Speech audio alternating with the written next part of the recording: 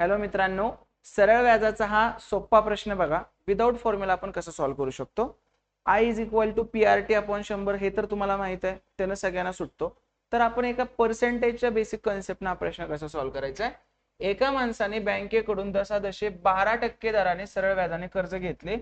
3 वर्षानंतर त्याने 5400 रुपये व्याज फेडले. तर त्याने घेतलेल्या कर्जाची रक्कम किती? आता 12% तर वर्षाचं असते आणि त्याने 3 वर्षासाठी घेतलंय, म्हणजे 12 त्रिक 36, 36% त्याने व्याज भरलं. पण हे टक्क्यांच्या भाषेत, रुपयांमध्ये त्याने किती भरले? 5400. म्हणजे 36% म्हणजे 5400. विचारलं काय? कर्जाची रक्कम. कर्जाची रक्कम किती असते? 100%. मग 3600 म्हणजे 5400, तर 100 म्हणजे किती? 9 चोक 36, 9 सख्ख 54. परत 4 एक 4, 15 चोक 60, म्हणजे 150 गुणिले 100 किती येणार? 150 वर 2 शून्य म्हणजे किती आलं? 15,000. तुम्ही जो फॉर्म्युला वापरता त्यानं तर आहेच, पण अशा सुद्धा पद्धतीनं तुम्ही मोठे मोठे एक्झाम्पल सुद्धा छोटे करू शकता.